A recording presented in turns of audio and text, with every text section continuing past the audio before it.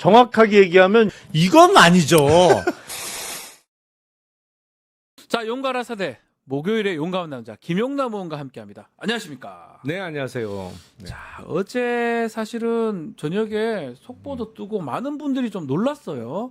윤석열 영장 기각 이렇게 빨간색으로 탁 뜨니까 아니 이게 뭐냐 이게 이런데 사실은 체포 영장이 기각된 그렇죠. 거잖아요. 예. 그러니까 이거 좀 설명해 주시면 좋을 것 같아요. 일단 윤석열 전 대통령이 다른 수사기관의 소환 요구에는 계속 불응해 왔는데 체포영장을 청구한 특검은 소환이 아직 없었단 말이죠. 소환 한 번도 한 적은 없어요. 네, 사실. 그러니까 소환을 안 한 상태에서 체포영장을 친 것이 네. 뭐 특검 입장에서는 이미 국가수사기관의 소환에 응하지 않을 태도를 명백히 보여줬다라는 이유에서 체포영장을 선제적으로 친 것 같은데 네. 법원 입장에서는 야 그래도 좀 불러봐야지 불러보고 안 나오면 그때 가서 치는 건 그렇죠. 몰라도 지금 상태에서 체포영장을 발부해주기는 조금 무리 아니냐 뭐 이렇게 판단한 것 같아요. 그래서 네.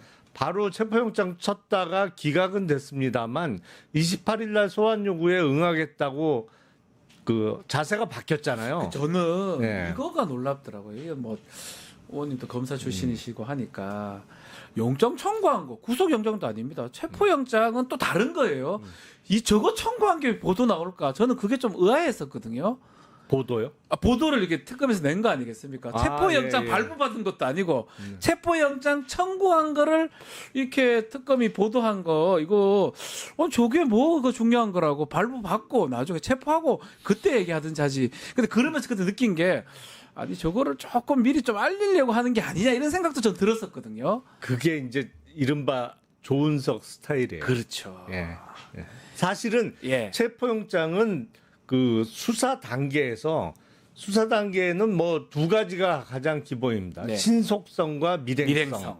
그렇기 때문에 체포영장은 사실은 외부에 알리지 않고 그렇죠. 법원에서 웬만하면 체포영장 또 나오거든요. 그래서 발부 받은 다음에 잡으러 가면서 이제 체포하게 되면 알려지게 네. 되는 수순인데 나 체포영장 친다 이렇게 하고 미리 알렸단 말이에요. 특히 언론에. 그러니까 기각돼도 상관없다는 네, 거예요. 네. 저를 알렸다는 거는 그냥 기각시켜도 된다.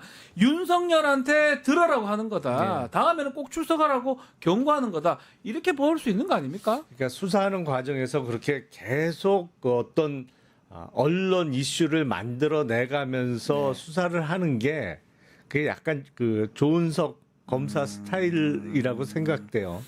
자, 근데 이제 뭐 이 어제 댓글도 지금 계속 올라오고 있는데 아니 이렇게 되면 윤석열 신병 확보 못하는 거 아니냐 이렇게 놀란 분들이 꽤 많은 것 같아요. 아니 그건 전혀 다른 얘기입니다. 상관없는 거죠. 예. 일단 예. 체포영장은 체포의 그 소환에 불응하고 이제 도망갈 염려가 있을 때 치는 건데 불구속으로 소환 조사를 받더라도 뭐 한 번에 끝나지는 않을 거잖아요. 그러니까요. 그 중간 단계에서 특히 이제 이 경우에는 도주의 우려보다는 증거인멸의 우려가 있을 때 구속영장을 칠 수 있기 때문에 네. 이 체포영장이 기각돼서 앞으로는 계속 불구속이다 아니면 구속 못한다 이거는 뭐 성립되지 않죠. 오히려 이제 28일 날 오전 9시에 소환 요구를 했습니다. 아마 갈 것 같고요. 근데 지금 제가 돌이켜 보면 윤석열 전 대통령 이제껏 이 사건 관련해서 조사받은 적이 한 번도 없습니다. 그렇죠. 체포는 됐는데 네. 불응했지 않습니까? 공수처 조사, 경보 조사 다. 만약에 받는다면 이번이 처음이 되겠네요. 대면 조사는. 그래서 그 조사를 받게 되면 네. 뭐 예를 들어서 그전과 같이 진술 거부권을 행사한다든지 아니면 대답은 하더라도 전면 부인을 한다든지 지금 노상원 수첩을 보면 적어도 작년 4월 총선 그 훨씬 전부터 비상기업을 준비했던 것은 그렇죠. 명백하잖아요. 근데 그런 부분 물었을 때 모른다, 아니다라고 일관되게 부인할 경우에 그러면 이거 증거 인멸의 우려가 있네. 제 말이에요. 그러면 구속영장으로 가는 그러면 거잖아요. 구속 가능성이 높아지는 높아지니까. 거죠. 제대로 된 조사가 28일 가능성도 있겠네요. 뭐 무조건 뭐 진술 거부권 행사하지는 않을 수도 있겠네요. 그리고 예. 이게 한 번에 끝날 조사가 아니기 때문에 뭐 언제든 계속 그럴 수는 없어요. 뭐 여러 차례 조사가 이루어져야 되는데 또 중간부터 안 나오겠다 이럴 수도 있어요. 또 그럴 수도 있습니까? 또 그래 되면 또 이게 구속의 가능성도 있지 네. 않을까 생각이 드는데 또 어제 밤에 김용현 전 장관의 네. 구속영장은 발부가 됐습니다. 법원 결정은 어떻게 봐야 됩니까? 우리가 주요 사건을 할 때 네. 원칙적으로 1심의 구속 기간 내인 6개월 내에 재판을 끝내는 게 원칙이고 대부분의 사건은 그렇게 합니다만 네. 사건이 매우 복잡하고 좀 큰 사건일 때 이렇게 추가 기소를 통해서 추가 구속영장을 발부받으면서 뭐 1년 내지는 1년 6개월을 구속 상태에서 재판을 이어오던 사례가 왕왕 있었죠. 많이 있었죠, 사실은. 뭐 그 사례처럼 진행되는 거죠. 근데 사실은 조건부 보석했을 때 그때 나갔으면 다만 뭐 며칠은 밖에 좀 있었을 것 같기도 하고 이런 생각도 들어요. 그렇죠. 근데 본인 입장에서는 그런 조건 달지 마라. 나 6개월 딱 지나면 나갈 수 있는데 라고 하다가 오히려 뒤통수 맞았다. 이렇게 봐도 되는 겁니까? 그렇죠. 그리고 일단 네. 그런 게 있어요. 신병이 구속되어 있는 상태에서 구속 연장은 좀 쉽게 됩니다. 제 말이요. 나갔을 땐 어려워요. 새로 그렇죠. 하는 거는. 근데 풀려 나갔으면 이제 불구속이 된 거잖아요. 네. 불구속인 상태에서 새로 또 잡아넣기는 훨씬 어려워지는 그러니까 거죠. 수사하는 입장도 그렇고 네. 법원도 그렇거든요. 법원 판단하는 있는 사람 입장에서도. 뭐 다시 그럼요. 계속 있게 네. 연장시키는 거는 나가가 한 10일이나 20일 돌아다니고 있는데 새롭게 구속시키기에는 부담감이 그렇죠. 없잖아 있거든요. 그런 의미에서 보면 김용현이 이번에 완전히 작전을 오판한 잘못 쓴 것 거죠. 같아요. 네, 작전을 잘못 쓴 거고 이 정도 이제 사실은 특검이 영장 청구를 못 할 거다. 네. 왜냐하면 특검의 준비 기간 20일 정도가 소요되기 그게 때문에 핵심 같아요. 예. 못 할 거라고 생각하고 그 전에 풀려 나간다. 구속 만기로 참. 그렇게 계산을 했던 건데 그 특검 법안을 자세히 안 본 거죠. 그러니까요. 준비 기간 중에도 할 할 수 수 있다라는 있어요. 조문이 들어가 있는데 구성하자마자 해버렸어요. 그냥 조원석 특검이. 그거를 자세히 안 본 거죠. 야, 특검이 하여튼 국민들이 예상하는 것보다 더 빠르고 더 신속하고 더 좀 강하게 한다는 이런 인상을 네. 좀 줍니다. 다른 특검들은 좀 아직 움직임이 없죠. 조은수 특검은 좀 빨리빨리 움직이는 것 같습니다. 조은석 특검의 잘 아시지 않습니까? 성향상 뉴스거리를 계속 만들 겁니다. 사실 유명하신 분이긴 해요. 저분한테 저 사람한테 조사 안 받아야 되는데 라는 얘기들도 많이 있었거든요.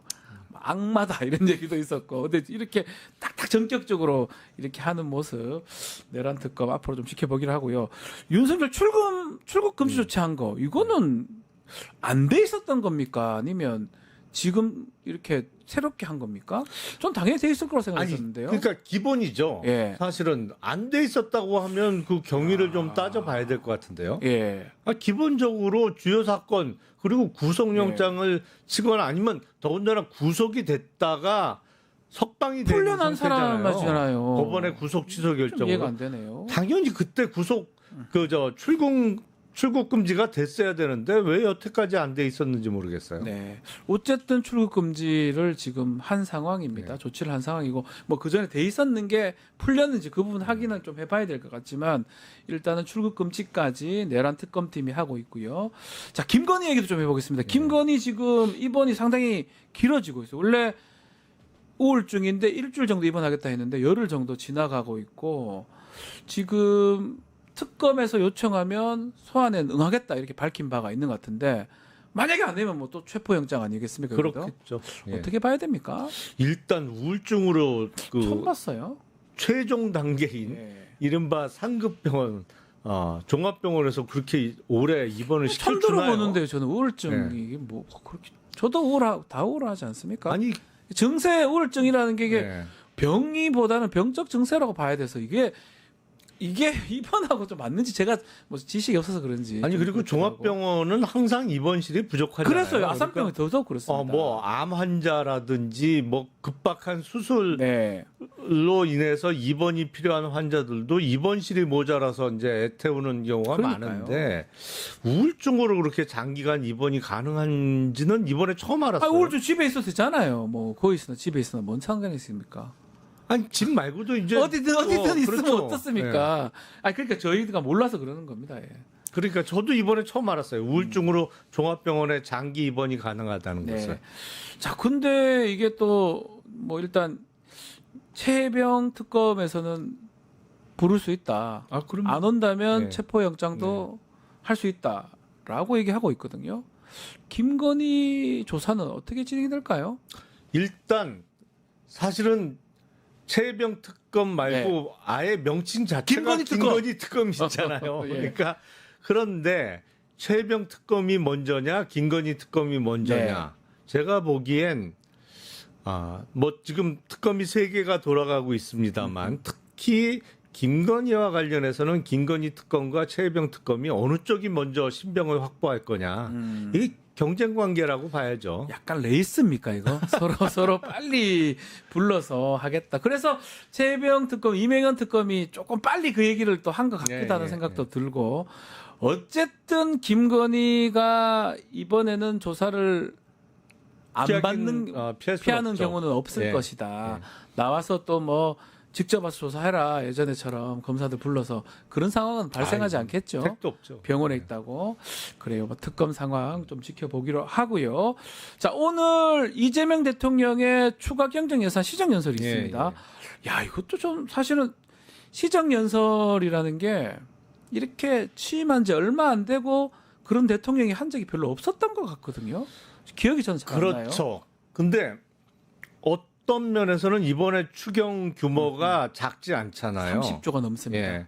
그러니까 대통령이 직접 국회에 와서 시정연설을 하는 게 어떤 면에서는 바람직스럽기도 하고 네. 그래야 된다라는 측면이 있죠. 근데 당위성이 있죠. 그 전에 그러질 않았으니까 이게 확실히 기저 효과가 커요. 비교가 된다 이 말씀이잖아요. 예. 안 왔어요. 직전 시정 연설에 뭐 가면 욕한다고 싫어서 안 박수도 왔잖아요. 친다고 뭐 그러면서 안 왔는데 예. 야, 그 예산안 원래 이제 1년치 정기 예산안은 9월 초에 국회에 네. 제출이 되잖아요. 근데 그것도 아닌 추경에 대해서 대통령이 와서 시정 연설을 하니까 비교가 되면서 확 달라 보이는 효과가 있는 거죠, 확실히. 그러면 국민의힘이 박수 칠까요? 이게 저는 또 궁금해요. 박수 안 치겠죠. 예. 야유할까요?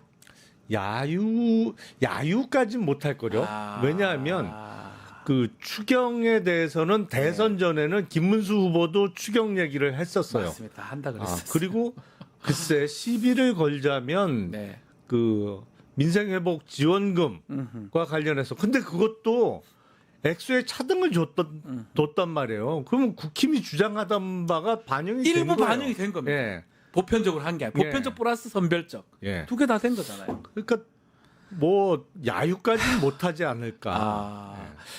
국민의힘이 좀 애매할 것 그렇죠, 같아요. 애매하죠. 이거를 막 주구장창 비난하기에는 국민들이 보고 있어. 국민들이 이거 원하는 분들이 더 많거든요. 사실은 그런 상황에서 야유도 못하고 또 이재명 대통령이 시정연설 탁 나와버리고 야 이런 부분이 참 취임 20일 만입니다. 무슨 한 1년 된 것 같아요. 이렇게 이제 예. 선제적으로 치고 나가면 네. 야당은 당황스러울 수밖에 없어요. 그러니까요. 예. 참 야당하는 것도 잘해야 야당을 할 건데 야당하기가 만만치 않습니다. 어제 좀 김민석 총리 후보자 청문회도 마찬가지고요. 일단 그 추경 심사가 이제 됐는데 이 민생회복 지원금 임시국회 열어서 빨리 처리하겠다 이렇게 얘기를 하고 있는데 저는 궁금한 게 의원님 좀 여쭤보고 싶은 게 주가가 지금 나쁘지 않잖아요. 어휴, 너무 3천 좋죠. 넘고 이게 죄송합니다. 추경하고 상법 개정안도 지금 있는데 예, 예. 이게 처리가 되면 주가에 긍정적인 효과를 좀 줄 수 있을까요?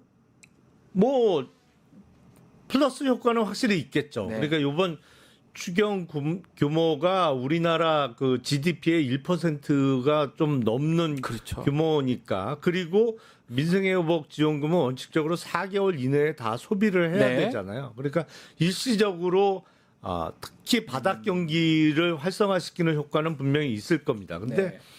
장기적으로 민생회복 지원금 때문에 주가가 계속 오를 거냐, 이거는 그렇게 얘기하기는 어렵고, 다만 상법 개정안을 김병기 민주당 원내대표가 이번 달 안에 통과시키겠다고 했으니까 네. 상법 개정안을 시작으로 그걸 필두로 이른바 개혁 법안이 계속 통과가 된다고 하면 네. 제가 보기엔 주요 내용은 한 4가지 정도 있을 거예요. 네. 그러니까 집중투표제, 그리고 감사나 감사위원을 선출할 때 대주주의 지분을 3%로 제한시키는 거. 그리고 자사주 의무 소각, 네. 뭐 이 정도, 그리고 가장- 배당소득 분리과세, 그렇죠.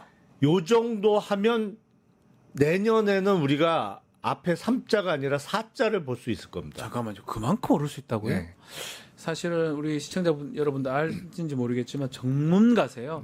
주식 관련된 전문가시고 소액주주 혁명이라는 또 책을 네. 또 썼지 않겠습니까?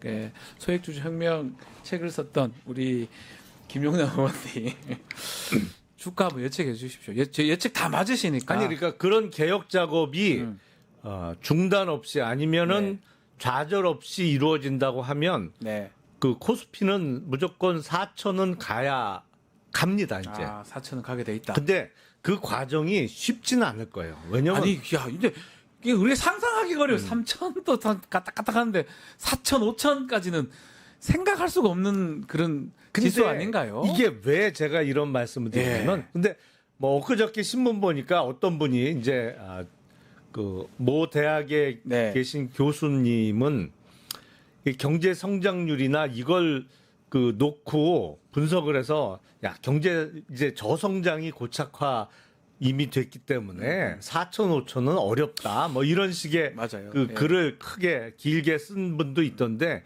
이게 기본적으로 그런 문제가 아니에요. 이건 우리나라의 코리아 디스카운트는 그동안 경제 성장률이나 기업의 이익이 늘어나냐 뭐 줄어드느냐의 문제 때문에 저평가를 받았던 것이 아니고 기본적으로 그 거버넌스의 문제였기 때문에 이게 정상화되면 제 값을 그냥 받는 겁니다. 아직 제 값을 못 받고 있다고 보시는 거군요. 형편없이 싸죠. 아니, 세계에서 제일 싼 주식이에요. 한국 주식은 지금도 코스피가 3,100을 찍었습니다만 그럼에도 불구하고 제일 싼 주식이에요. 한국 주식은. 야, 이거 방송 중에 물어보기 많은데 그럼 저도 좀 더 할까요? 저는 제 건 잘 안 올라요. 더 제가 사서요. 조금 하고 아니, 그러니까 있거든요. 사실은 요만큼 하고 있는데요. 종목은 다 그 편차가 있을 수밖에 그러니까요. 없죠. 근데 코스피 200이라든지 아니면 네. 코스피 200은 아시겠습니다만 코스피에 상장되어 있는 업체 중에 그래도 우량 종목 200개를 고른 거잖아요. 맞습니다. 예. 요새 보니까 코스피 100이나 코스피 50 지수도 있더라고요. 아, 맞아. 있어요. 예. 예. 그런 건 이제 최우량 기업을 골라놓은 거니까 그런 지수나 시장 자체에 투자하면 손해볼 일은 절대 없을 거다. 근데 네. 이 개혁 과제를 완수한다는 전제하에 제가 말씀을 드리는 겁니다. 그러면 우리 의원님 말씀을 좀 빌어보면 이 개혁 방향이 바람직한 방향이라고 이렇게 보시는 거군요. 그럼요. 그 사실은 좀 개혁신당이나 좀 보수정당에도 계셨잖아요. 네. 그때도 그 마음 우리 의원님 생각은 비슷했던 겁니까? 그럼요. 주식 관련해서는 예. 근데 말이 먹히질 않았어요. 안 먹히니까.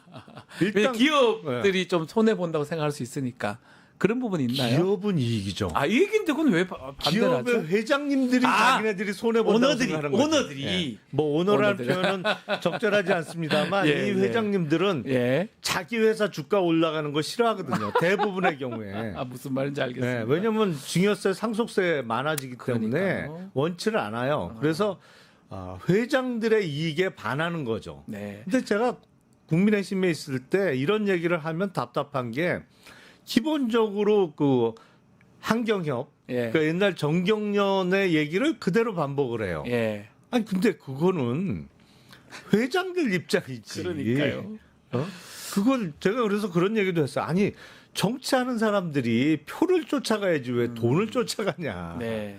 그래서 제가 보기에는 앞서 말씀드린 개혁 과제가 꾸준하게 이행이 되면 내년 연말까지는 한 4천을 찍을 수 있을 거라고 보고요. 최종적으로 이제 코스피 5천. 5천. 와. 제가 이제 떨립니다. 몇 년 전부터 그런 얘기를 했고 예. 이재명 대통령도 대선 과정에서 코스피 5천 공약을 했습니다만 코스피 5천을 찍기 위해서는 기본적으로 그게 돼야 돼요. 경영진의 나쁜 행동 때문에 일부 이제 지배주주에게는 이익이 되지만 나머지 주주들에게는 손해를 끼치는 행동을 했을 때 종국적으로 소액주주들이 법원을 통해서 손해배상을 받아낼 수 있느냐. 그게 중요하다는 거죠. 예. 네. 그게 확인되면 5천 갑니다. 아하, 근데 그게 그 확인되면. 과정에서 손해배상을 인정받기 위해서는 상법 개정도 전제가 돼야 됩니다만 네. 손해를 입증하기 위한 증거를 수집하기 위한 이른바 디스커버리 제도가 도입이 돼야 돼요. 아하. 그게 되면 정말 5천 찍습니다. 코스피는. 근데 저도 상식적으로 이게 그렇게 좀 인식되고 말씀이 아주 공감이 되는데 국민의힘의 송은석 원내대표는 이번 상법 개정안 반대하면서 코스피 5천이 건강한 게 아니다. 재계에선 싫어할 것이다. 이런 내용의 얘기를 하거든요. 아니 그 재계라는 게 그 재계는 그 재계가 아니라는 거죠. 그렇지. 아니 회장님들이 싫어하는 거죠. 그러니까 우리나라 대기업에는 기업에는 좋아요. 네. 당연히 주가가 오르면 예를 들어서 그런 거잖아요. 대기업이 어디에 신규 투자를 해야 돼요. 네. 그러면 돈이 필요하잖아요. 그 돈을 어디서 조달합니까? 주식시장, 자본시장에서 조달하는 거예요. 네. 신주를 발행하던 아니면 회사채를 발행하던 자본시장에서 돈을 조달해야 신규 대규모 투자를 할 수 있는데 주가가 기본적으로 높단 말이에요. 네. 예를 들어서 시총이 1조인 회사가 5천억 조달하기는 쉽지 않죠. 그렇죠. 절반인데요. 절반인데요. 네. 근데 시총이 5조인 회사가 5천억 조달하는 건 가능해요. 10%밖에 안 되니까. 시총의 10분의 1 정도는 뭐 그것도 작은 액수는 예. 아닙니다만 시총 1조가 5천억 조달은 어렵지만 5조는 5천억 조달이 가능해요. 그러면 주가가 높다는 것, 그러니까 시가총액이 올라가는 것은 기업 입장에선 좋은 거죠. 다만 회장들의 입장은 다를 수가 있는 거죠. 그걸 좀 분리해서 봐야 될 것 같은데. 근데 예. 송원석 그 원내대표를 비롯해서 예. 국힘들은 예. 희한하게 회장님들의 시각에서만 생각을 해요. 그러니까요. 그거 참 희한해요. 결국은 더 많은 사람들이 우리가 소위 말하는 동학개미들, 주주들, 다들 또 개인 소액 주주도 아니겠습니까? 그분들 이익하고는 이 상법 개정안이 같이 가는 거네요. 또 국가 이익하고도 비슷하고 그 회장하고도 그 차이가 있다고 전문가인 우리 의원님께서 말씀 주셨는데 그 경제 분야 인선 얘기도 좀 어떻게 제가 그 알기로는 금감원장에 그 국민추천제 추천받기도 했다고 들었는데요. 아니 안 여러분들이 가십니까? 이제 추천했다고 댓글을 달아주셔서 아는 거죠. 저도 그런 얘기 예. 들었는데, 근데 중요한 인선이 아직 남았어요. 국무회의도 국무위원들도 10여 명은 됐는데, 뭐 기재부라든지 경제부총리 그렇죠. 네. 지금 중요한 인선들이 남아 있거든요. 언제쯤 되는 겁니까? 조만간 돼야 되지 않을까요? 네. 일단 그 국무총리 후보자의 인사청문회가 어제로 끝났으니까 그러니까요. 뭐 이번 달 아니면 늦어도 임시국회 종료일인 7월 4일 이전에는 네. 임명 절차가 이루어질 것이고, 그리고 지금 경제부처 장관에 대한 그 지명이 하나도 안 이루어졌잖아요. 금감원장이라든지 금융위원 뭐 이렇게 중요한 자리가 일단 경제부총리부터 맞아 안 있고 됐으니까 아직까지. 그 산업부 장관도 아직 안 됐죠. 안 이루어졌고, 예. 다만 경제부처와 관련해서는 중기부 장관만 네. 이제 지명이 된 상태라 네. 주요 경제부처는 아직 다 지명이 안 이루어져서 조만간 이루어지겠죠. 네. 그래서 진용을 갖춰야 될 텐데 제가 보기엔 뭐 다음 달 초까지는 되지 않을까 싶어요. 7월 초까지는 되어야 되고 어떻게 예상을 합니까? 어떤 좀 진영이 갖춰져야 된다고 좀 보십니까? 일단 개혁 작업도 개혁 작업입니다만 그거 못지않게 지금 우리 경제에 필요한 거는 이 산업 정책이에요. 네. 그동안 이른바 산업 정책이라고 표현하면 이게 정부가 또 민간 기업들의 어떤 구조 조정 아니면 어떤 옛날에는 빅딜이라는 표현을 썼습니다만 거기에 개입하려고 하는 거 아니야? 뭐 이렇게 생각하실 수가 있는데 네. 강압적인 어떤 요구라기보다는 유도할 수는 있는 거예요. 예를 들어서 지금 석유화학이라든지 철강 이런 데 업황 자체가 어렵거든요. 너무 어렵습니다. 예. 근데 석유화학만 해도 웬만한 우리나라 재벌 기업들은 다 하고 있어요. 그나마 삼성이 한화에 넘겨서 삼성그룹은 삼성만 없네요. 석유화학 업체가 옛날에 있다가 지금은 없네요. 그런 거 없네요. 한화에 넘겼죠. 맞네요. 근데 네. 나머지 웬만한 재벌 그룹들은 다 갖고 있어요. 근데 네. 너무 많지 않냐. 근데 이게 결국엔 중국 때문에 힘들어진 건데 이럴 때 정부가 좀 유도를 해서 네. 좀 더 촉발될 수 있도록 필요하다면 세제나 이런 부분 아니면 기업의 어떤 구조 조정에 있어서 속도를 높일 수 있게 입법이나 제도 보완도 해줄 수 있는 거고 이거는 바람직한 거죠. 네. 그래서 제가 보기엔 한 2개 정도 업체로 정리를 해야 될 거예요. 예전에 빅딜 같은 게 필요하다 네. 이 말씀인가요? 그럼 되게 큰 일이 아니겠어요? 그러니까 이런 거를 잘 해낼 수 있는 능력이 있는 사람들이 경제부처 장관들로 가야 되는 거죠. 정말 그 정도로 지금 상황이 어렵고 중요한 상황이다. 그런 왜냐하면 인사들이 이런 있어야 걸 된다. 진작 했어야 되는데 네. 지난 몇 년 동안 하나도 안 했어요. 놀았잖아요. 아니, 네. 논 건 그냥 아니지만 지나갔잖아요. 다 묵혀놓은 네. 숙제들이 워낙 많기 때문에 이 밀린 숙제를 신속하고도 잘할 수 있는 능력 있는 사람을 발탁하는 게 중요하다. 그래서 제가 보기엔 어제도 인사청문회 네. 했습니다만 뭐 이게 재산 신고한 거 계산이 맞아 안 맞아 이거보단 물론 이제 그걸 중요하게 생각하는 분들도 많이 계시지만 그렇죠. 뭐 중요할 수도 있지만 지금 능력을 보고 사람을 뽑아서 써야 될 때 아닌가 싶어요. 그 인사청문회 얘기 좀 하죠. 어제 마무리가 됐고요. 근데 뭐 계속 지금 더 논란이 되는 거는 주진우 의원 얘기가 더 나옵니다. 병역 면제 사유가 이제 뭐 감염인가요? 뭐 그거 급성 같은- 간염이었다고 하죠. 그게 저도 군대 오래 있었는데 그저 급성 간염으로 이렇게 군대 면제가 되는 게 좀 납득하기 어려운데 어쨌든 간에 주객이 전도돼 버린 것 같기도 하고요. 어떻게 보셨어요, 인사청문회? 그 주객 전도를 주진우 의원이 오히려 만들었죠. 그러니까요. 참.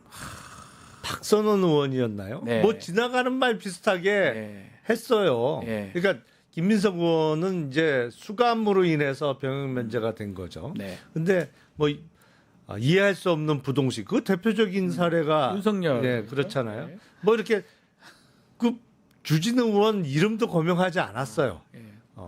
부동시 뭐 급성 감염 이런 거로 면제받은 사례도 있는데 뭐 이런 취지의 얘기를 했는데 주진우 의원이 갑자기 그 내 얘기 방금 한 거죠. 예. 막 이러면서 그것도 김현 의원은 몰랐어요 뭐 이렇게 또 얘기하더라고요. 본인 이야기임을 온 국민 앞에서 확인시켜 줬단 예. 말이에요. 제가 보기엔 넘어갔어야 되는 거 아닌가요? 당연하죠.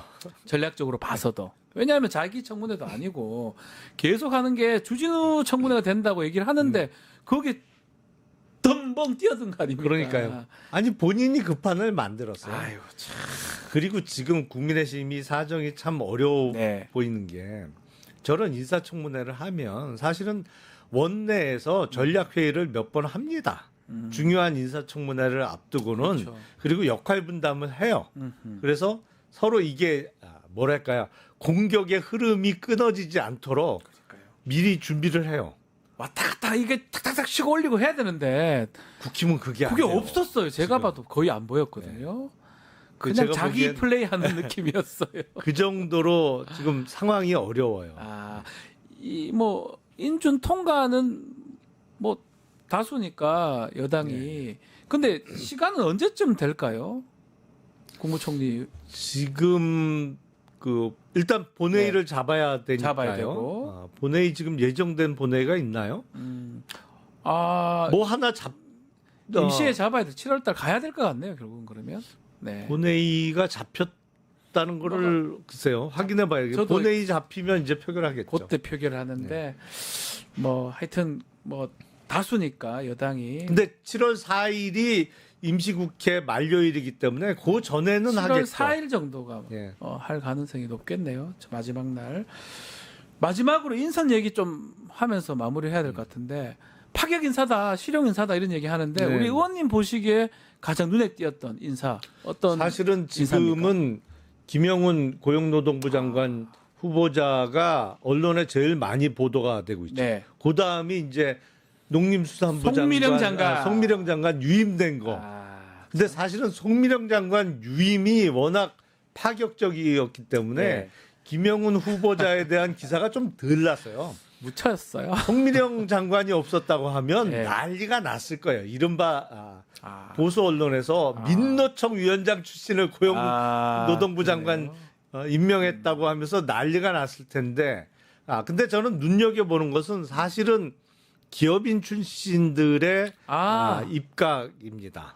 장관도 돌았고 뭐 수석도 들어오고 많이 그러니까 돌았어요. 그렇죠. 그러니까 지금 과기부 장관의 네. LG 출신의 배경훈 후보자가 지명이 됐고 그리고 중기부 장관의 또 네이버 출신이 임명이 됐는데 이게 하정우 대통령실 AI 수석과 겹쳐서 최근에 많이 등장하는 용어가 소버린 AI잖아요. 네. 이거 정말 이재명 대통령이 소버린 AI 하려고 하는 거 아니냐. 물론 대선 전에 100조 투자 공약도 있었습니다만 네.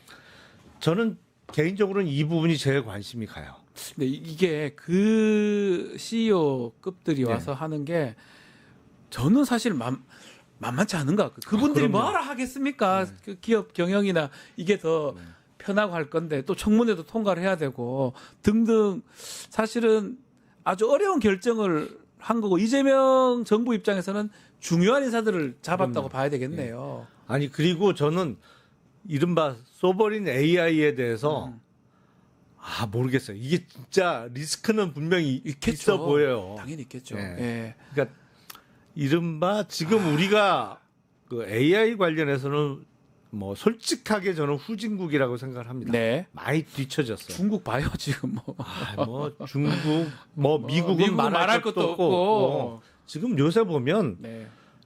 하루가 멀다 하고 새롭게 뭐가 등장하는데 네. 놀라울 정도로 발전 속도가 빠르거든요. 못 근데 따라갑니다. 예, 우리가. 지난 몇 년 동안 넋놓고 있었단 말이에요. 왜냐면 아무 생각, 그러니까 기업이 그렇다는 게 아니고 정부가 아무 생각이 없었으니까 개념 자체가 자꾸 없었으니까 그 얘기하니까 속상합니다. 네. 3년간 쉬었다는 생각이 자꾸 들긴 그렇죠. 들어요. 저렇게 넋놓고 있다가 이제 후발주자로 뛰어드는 아유, 건데 정말. 야 이거 진짜 성공할 수 있을까? 음. 개인적으로도 야 이게 이제 돈이 어마어마하게 들어가는데 그러니까요. 이거 하면 진짜 성공해야 되는데 어마어마한 돈을 투자했는데 실패하면 진짜 나라가 큰일 나잖아요. 큰일 나죠. 그러니까 정말 중요한 인사들을 지금 뽑아 놓은 예, 거거든요. 그래서 저는 개인적으로 그쪽 그 인사가 제일 관심도 많이 가고 네. 간절하게 정말 잘하셔라. 성공을 해줬으면 좋겠는데 이게 뭐 경쟁이 국내에서 경쟁하는 게 아니잖아요. 맞습니다. 참, 네. 알겠습니다. 약간 이게 새로운 정부에 대한 희망도 있으면서도 앞으로 또 나아갈 방향이 만만치는 않다 이 생각도 더 드네요. 의원님 말씀 들어보니까. 그렇지만 주가가 좀 계속 오르기는 바래 봅니다. 저 조금 이거는 요만큼 하거든요. 제가 진짜 솔직히. 이거는 사실은 온갖 방해 이게 우리나라에서의 산업자본의 힘이라는 거는 예. 사실은 어마어마합니다. 뭐 이게 언론뿐만 아니라 학계까지 다 뻗쳐져 있다는 영향력이라는 거잖아요. 영향력이라는 게 어마어마해요. 그래서 그러니까요. 그 추상적인 상법의 조문 하나 바꾸기가 이렇게 힘든데. 어려운데. 제가 뭐 앞서 말씀드렸던 뭐 집중 투표제 네. 3% 룰, 자사주 의무소가 그리고 배당소득 분류과세. 배당소득 분류과세는 오히려 저항이 없을 거예요. 이거는 본인들도 좋거든. 요거는 뭐 주주들한테도 별로 좋지 않을 수 있는 거. 본인들 그러니까. 아니 대주주들도 좋죠. 세금 그렇죠. 적게 나면. 그러니까 요거는 저항이 약하겠습니다만 네. 나머지는 저항이 셀 있을 거예요. 것이다. 근데 그거를 뚫고 차곡차곡 이렇게 개혁 과제를 완수해 나가기 시작하면 내년 연말쯤에는 우리가 코스피의 앞에 4자를 볼 수 있을 거다. 그리고 자, 종국적으로는 법원의 태도가 바뀌어야 됩니다. 아 법원이요. 예. 아니 왜 제일모직과 삼성물산의 합병 과정에서 진짜. 외국의 재판소에 끌고 가면 손해배상을 인정받는데 예. 국내 왜안 법원은 되냐고요. 안 해주는 거예요. 이게 왜안 왜 되냐고요. 손해로 볼 수 없다고 그러는 거예요. 저희 법조인들이 봐도 좀 이해가 안 돼요, 사실은. 이게 손해배상을 인정받을 수 있게 되면 앞에 5자 보는 거예요. 우리가. 오자까지 볼 수가 있다. 법원도 바뀌어줘야 된다. 알겠습니다. 오늘 말씀은 여기까지 되겠습니다. 김용남 의원과 함께했습니다. 감사합니다. 네, 고맙습니다.